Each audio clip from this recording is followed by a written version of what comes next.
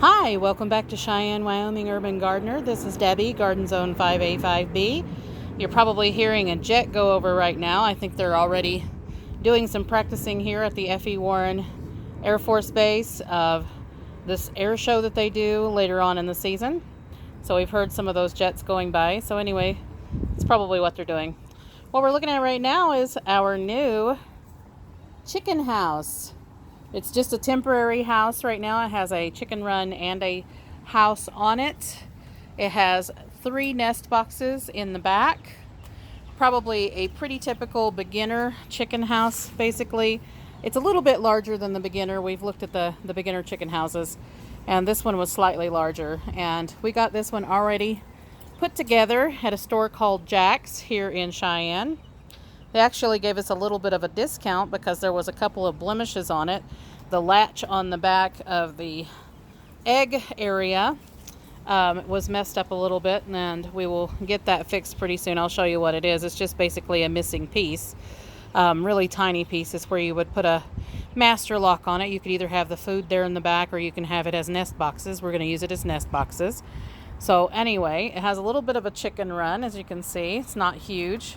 We will actually make a separate chicken run for it. It has the plank for them to go up into their little chicken house. We got to screw that down. It's not screwed down right now, but they're so light and little that it's no problem. And we'll most likely still put them in their crate and inside of our garden shed for the time being. They spent their first night outside last night without having their heat lamp, and they were just fine. Right now they are dust bathing. They think it's just the best thing ever when we put them in this little chicken coop.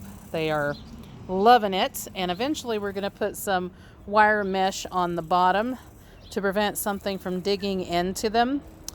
But right now this is going to be perfectly fine. It has hail type asphalt shingles on the top of it. It's like a 1/2 inch thick, so this will be very sturdy for hail or anything that comes in or happens. So here you can see, and it has a little door on the front here that we can let them out and into a larger chicken run, which we will be doing a temporary small one here because we are still in the process of getting moved. It may take us a little bit longer. Unfortunately, our house that we were looking at in Gillette fell through, and that was a complicated situation that had to do with a broker of that agency, which we're a little upset about. Just happened this past Friday, so that's why I haven't really put any videos out. But just because we've been a little saddened by that. We decided that the situation that they put us into was way too complicated and unreasonable for us to continue with that process. Anyway, this little chicken house, it has a little roosting pole out here in case they want to roost outside.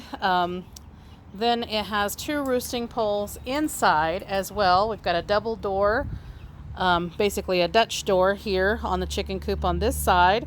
You can open the top or you can open both. And it's actually big enough that my grandson can stand inside of it. So it's about 4 feet tall. So it's pretty cute. So it has a little Dutch door there, and then it has a tray to slide out to make it a little bit easier to clean. So that just slides out there. And then it has another door here for easier access. And you can see there that it has 2 roost poles inside. We don't like where the roost poles are situated, so we're actually going to put those up a little higher in there because I don't think that the chickens will like that very much. They actually like to be higher.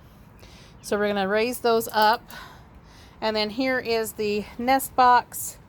So you can see inside there it does have 3 nest boxes in here, and we'll get those cleaned up and situated once they are starting to lay.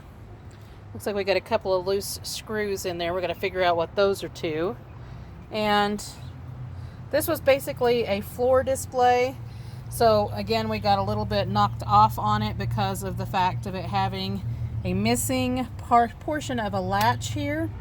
Just no big deal. We can just screw that in there. That might be what those screws were about.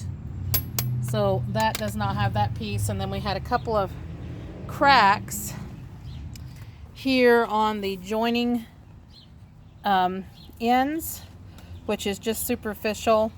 So we can actually either glue those back down or just not worry about it. But I'm going to put some Thompson's water seal all over this because it is wood. So it'll protect against any of the elements, because this, even though this is temporary, this would make a future good brooder for the chickens later on when they are hatching out and stuff like that.